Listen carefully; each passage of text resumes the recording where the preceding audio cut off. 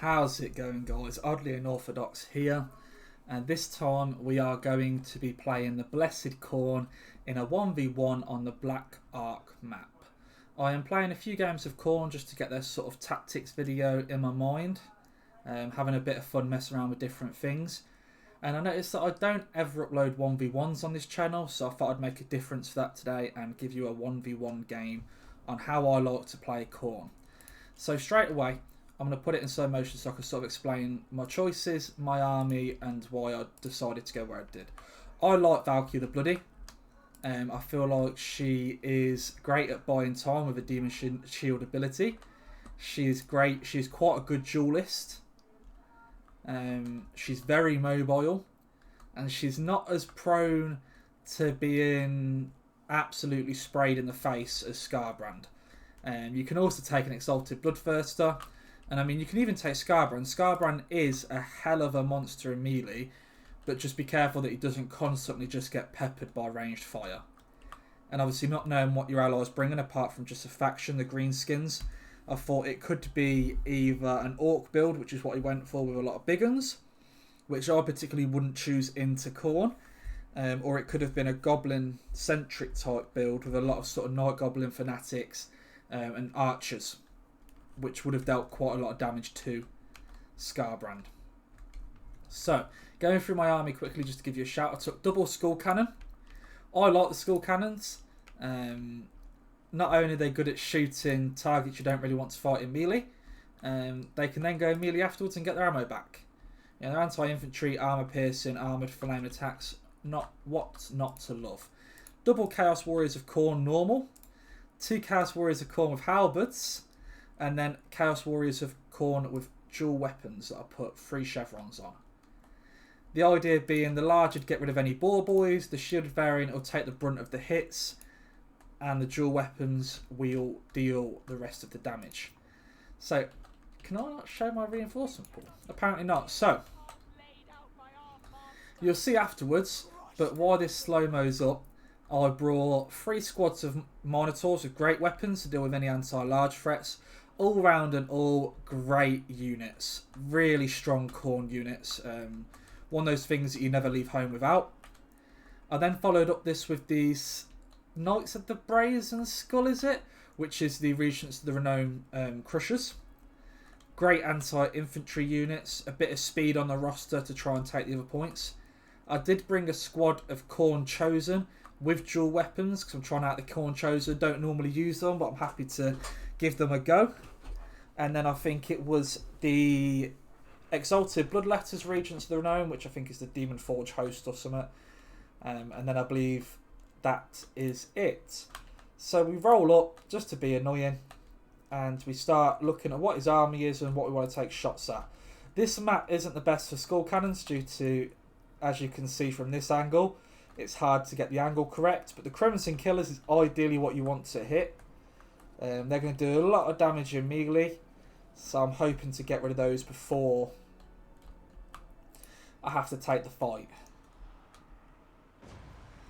Skull Cannon's not the most accurate, but you know, they're doing alright damage, just chunking through those a little bit. You know, nearly killed half the squads already.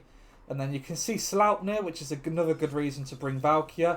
And straight away she takes quarter HP off each of those Savage Orc Biggins, softening up the front line.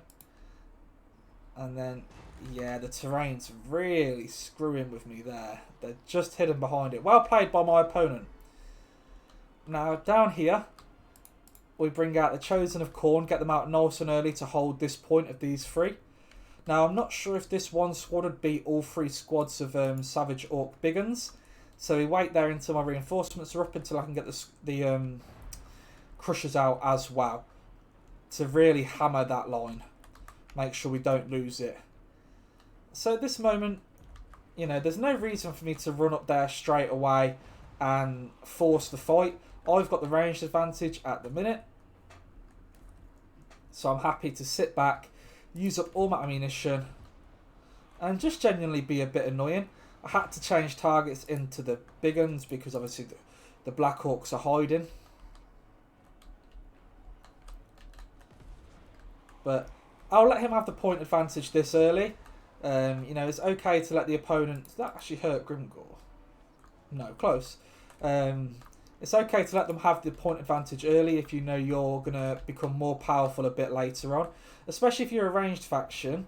God damn, the accuracy of these skull cannons is killing me. Especially if you're a bit of a ranged faction.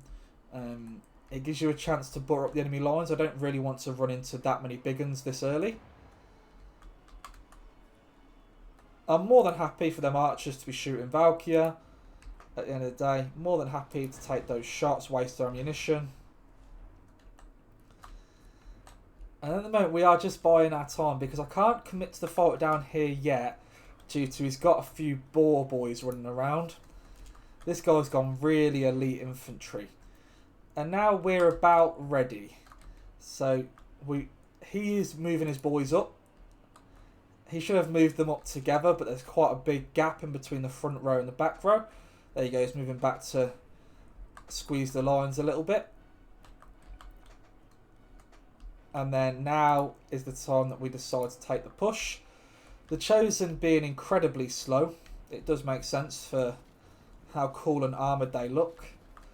Really not messing around, these guys. Still think the Nurgle ones are a little bit cooler. But they're heading down there to deal with that. And then right now we're just being annoying. Trying to attract a bit of attention. And also pull the enemy multiple ways. You know, I can't express to you guys enough. It's especially important in 1v1s. That you need to get the attention of your enemy. And then pressure him in places so he can't. Because he can't focus on multiple battlefronts at once. Especially your average player. Which I most definitely am. So it enables you to really dictate the pace of the game, and you want the pace of the game at your pace, not the enemy's. So at this point, I'm forcing the Greenskins to come and fight me, but for some reason he's not bringing the Crimson Killers in yet. Now, by keeping the Chaos Halberds on the side, I'm stopping him from sending his Boar Boys in to punish my Skull Cannons, because the Skull Cannons will win the melee fight for me. But if his Boar Boys get in, the big ones, they're going to smash my Skull Cannons. So the idea is just keeping enough anti-large threat around that he can't fully engage. And he's now focusing on this fight here. So now I can take the fight down here. The Chosen of Khorne, slowly getting there. But as you can see, you know, I don't commit Valkyria to the fight yet. I'll wait until we break off a few squads of the Savage Orc Biggins. These guys now come in to help try and deal with the Crimson Killers. And then I send Valkyria in now, hoping that Grimgor's used his buffs.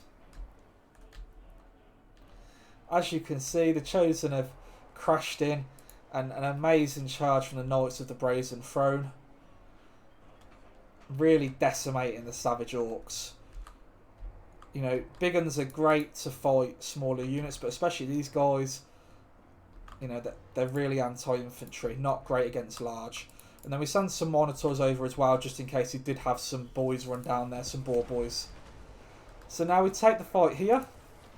We're using these two squads to push the Crimson Killers off. We use Sleipnir here just to do a little bit of damage. We run Valkyria back out because we want to wait for Gitsnik to end. We only brought her in so we could use her Demon Shield buff. So now she leaves.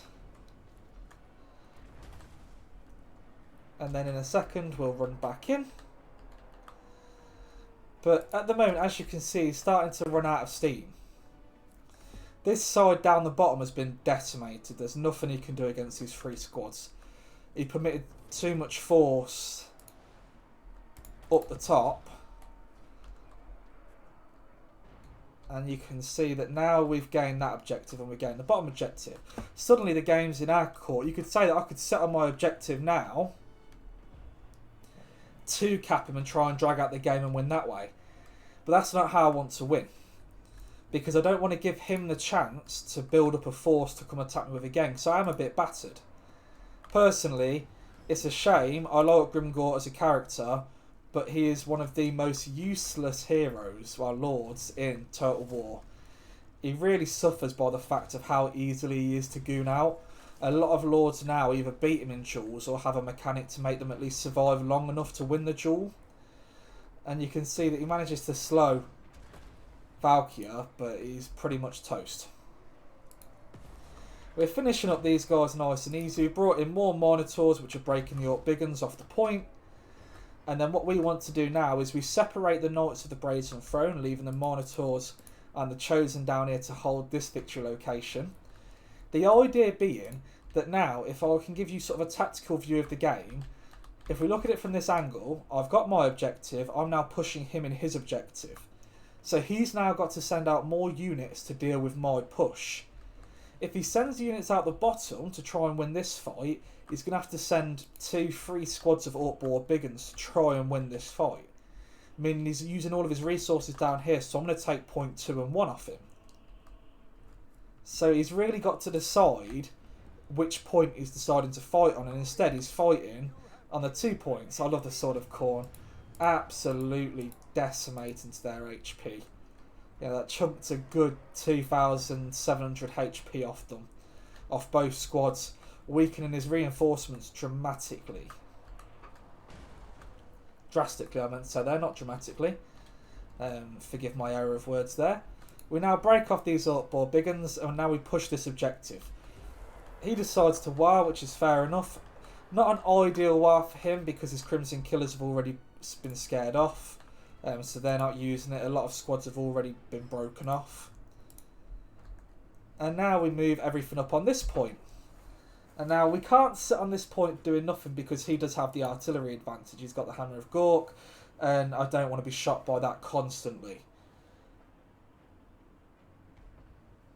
So what we do now is we move up. And I tell you this very often, especially in games like this. I've now got 3 victory points. Hellforged Hosts, they are coming up. They're the ones that I brought. We've now got 3 victory points.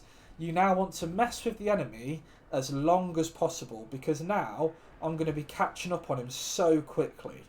Every second he spends without 1 point just massively sways the game in my favour. You can see already how quickly I've caught up to him. So now we want to spend our units pushing him back. Meanwhile, unsummoning some of the squads that got battered and resummoning them as whole units and bringing them in to hold this objective point and get as much mass on it as possible.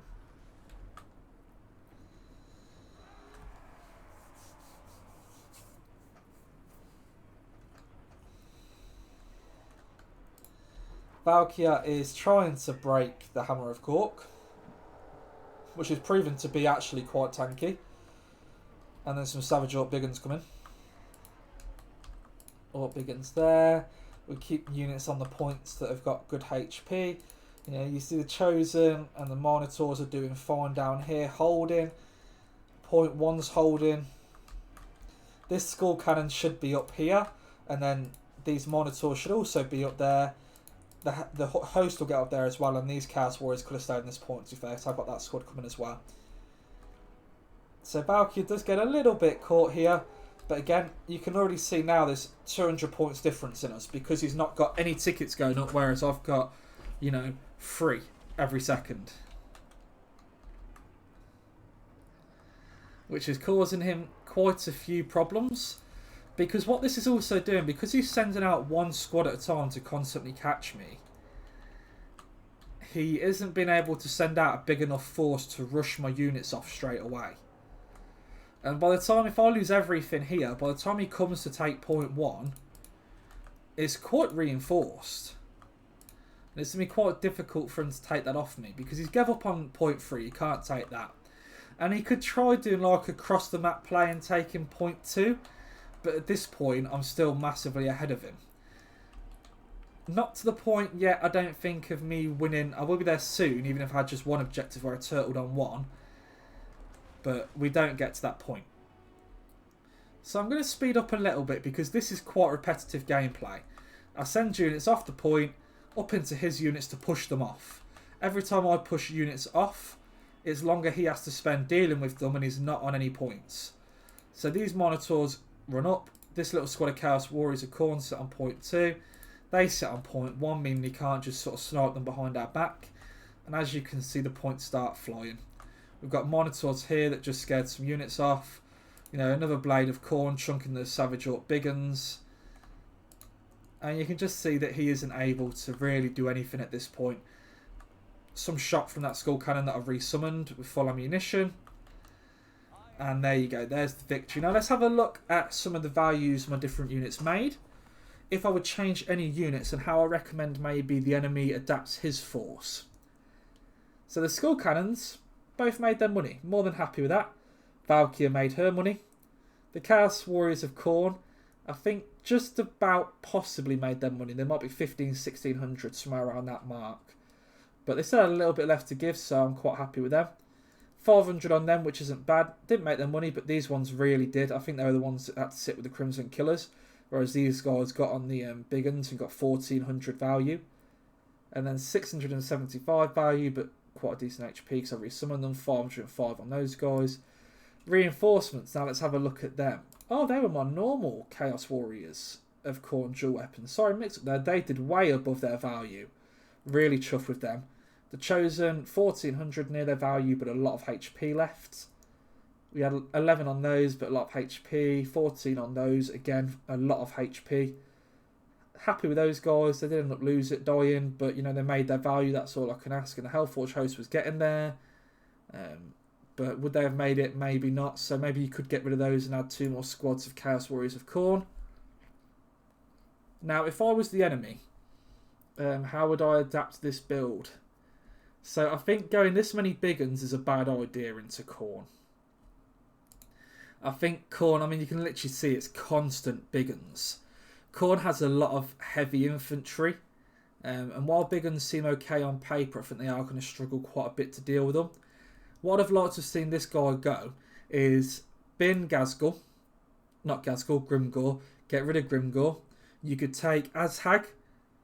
So you can use his magic on the units and hit the really sort of heavy armoured Chosen, stuff like that, to leech them down. Booners and stuff like that. I think pretty sure Azhag gets access to Fate of Booner and stuff like that. The Crimson Killers, huge waste in my opinion. You're better off just bringing a normal squad of Black Orcs if you want Black Orcs, or I think they were quite a waste. Those guys to the right, I'd probably dip maybe 2 squads of these and then maybe get some more missile cavalry or some more missile units just to have that range support.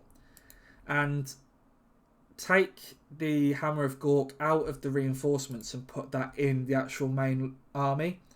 I'd have not been able to dictate the battle as I did at the start if he'd had artillery as well. I'd have to have dealt with his artillery first before I could dictate the pressure.